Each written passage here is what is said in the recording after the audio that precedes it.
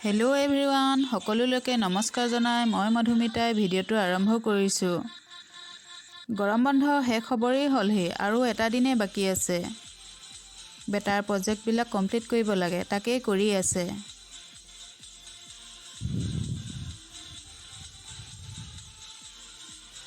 মই আহি অলপ সহায় কৰি দিলোঁহি যাতে সোনকালে প্ৰজেক্টবিলাক খতম হৈ যাওক।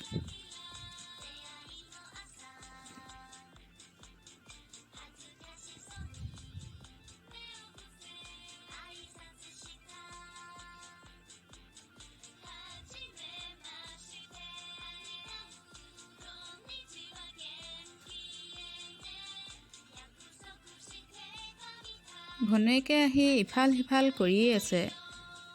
তাইকো লাগে, ককায়েকৰ কালাৰ পেঞ্চিল এইবিলাক লৈয়ে তাই ব্যস্ত হৈ আছে।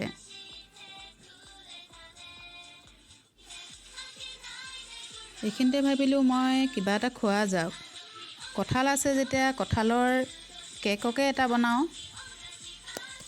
কেক সিজি থাকে মানে এইফালে বেটাৰ প্ৰজেক্টটো খতম হৈ যাব।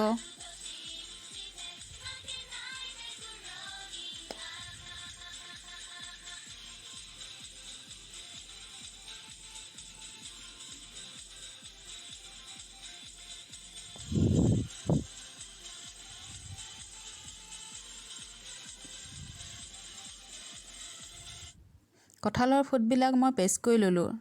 ইয়াত দিলোঁ চেনি। আপোনালোকে কিমানটো চেনি দিলে ভাল পায় সিমানটোৱে দিব। চুজি 1 কাপ দিছোঁ মই।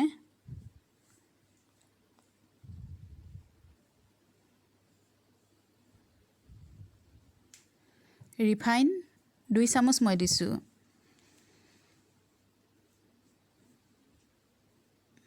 এইখিনি ভালদৰে মিক্স কৰি ল'ব লাগিব।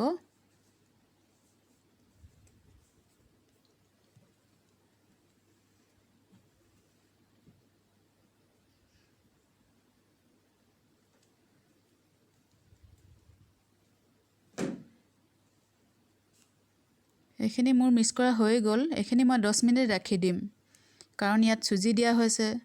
চুজিখিনি যাতে অলপ ফুলি যাওক। কেকৰ বাতিটোত মই ৰিফাইন অলপ সানি ল'লোঁ। এইখিনিতে মই পেষ্টখিনি দি দিছোঁ।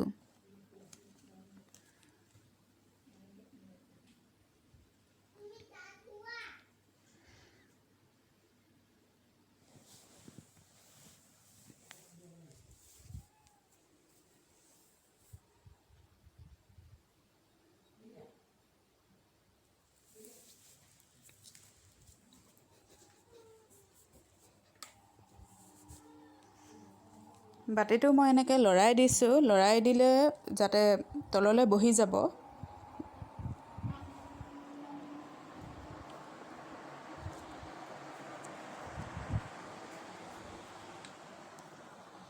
এইখিনি মই কুকাৰটোত ভৰাই দিলোঁ।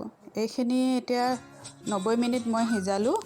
90 মিনিটত হৈ গ'ল মোৰ কেক ৰেডি। এইফালেদি বেটাৰ প্ৰজেক্টটো খতম হৈ গ'ল।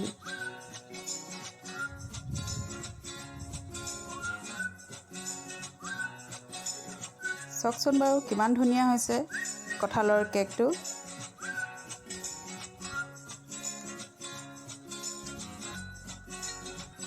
আপোনালোকেও এনেকৈ বনাই খাইছেনে বাৰু কঁঠালৰ কেক? যদি খোৱা নাই বনাই খাবচোন।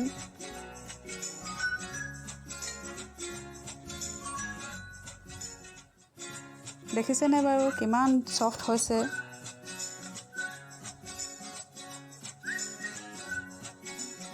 এতিয়া কঁঠালৰ কেক খোৱাহে কথা।